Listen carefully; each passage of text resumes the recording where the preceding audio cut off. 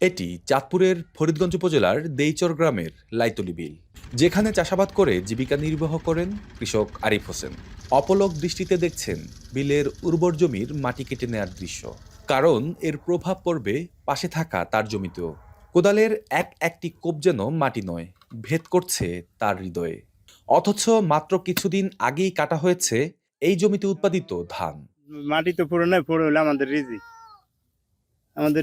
তারপরে এই যে ইট ভাটা নিয়ে মাটিগুলা সব ফুটতেছে, আর ইট বানাইতেছে, আমাদের রিজিক সহকারে ফুটতেছে। শুধু লাইতলি বিলই নয়, প্রতিদিন এভাবেই মাটি কেটে নেওয়া হচ্ছে বিভিন্ন বিলের। উর্বর মাটি হারিয়ে বিরান ভূমিতে পরিণত হচ্ছে একরের পর একর ফসলের মাঠ। অর্থের লোভে কিছু মানুষ ইটভাটায় বিক্রি করে দিচ্ছে মাটি। নতুন প্রাণ সঞ্চারের বদলে আগুনে পুড়ে তা পরিণত হচ্ছে ইটে। এদিকে মাটি বহনকারী নিষিদ্ধ ট্রাক্টরের চাকায় নষ্ট হচ্ছে গ্রামীণ জনপদের সড়ক। মাটি তো কাটে না এটা আমাকে কলসা কাটিলে যেতে আছে, বুঝছেন নি? এগুলা সব কৃষকের অপরাধ। কৃষকেরা কাটতে আছে, কৃষকেরা জমিওয়ালারা বিক্রি করতে আছে। যে মাড়িগুলা কাটিলো যেতেছে, আমরা অনেক ক্ষতি হইতে আছে। আমরা অনেক গৃহস্থরে কইতাম গেলে কইবে, আমার বাড়ি আমি বেশি, আমনে কি।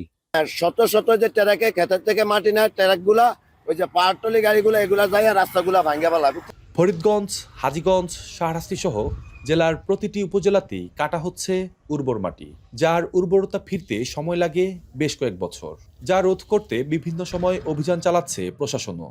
তবে জেলায় কত হেক্টর জমি ক্ষতিগ্রস্ত তার নির্দিষ্ট হিসেব না থাকলেও জমির উর্বর মাটি বিক্রি না করতে কৃষকদের উদ্বুদ্ধ করার কথা জানান কৃষি কর্মকর্তারা। জেলা প্রশাসন, উপজেলা প্রশাসনের মাধ্যমে, ম্যাজিস্ট্রেটের মাধ্যমে আমরা প্রতিনিয়ত মোবাইল কোর্ট পরিচালনা করছি। একদিকে যেমন কৃষি ব্যাহত হচ্ছে, পাশাপাশি কিন্তু রাস্তাঘাট এবং অন্যান্য জায়গায় কিন্তু ভাঙনের শিকার হচ্ছে।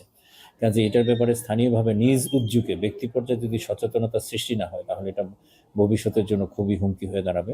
মাটিটাকে রিসাইক্লিং করে আবার পরবর্তীতে প্রচুর পরিমাণে জৈব সার ব্যবহার করে আবার সেই টপসয়েল গ্রো করতে কিন্তু বেশ কয়েক বছর সময় লেগে যায়। তাতে কিন্তু এই কয়েকটা বছর কিন্তু ফসলের উৎপাদন অনেকটা কমে যায়। আমরা সেই বিষয়টাই কিন্তু কৃষকদেরকে উদ্বুদ্ধ করতেছি, যাতে কোনোভাবেই তারা টপসয়েল বিক্রি না করে এবং ফসল উৎপাদনের যাতে কোনো হ্যাম্পার না হয়। খাদ্য উৎপাদনের প্রাণকেন্দ্র ফসলি জমির উর্বর মাটি কাটা রোধ করা না গেলে কমবে ফসলের মাঠ।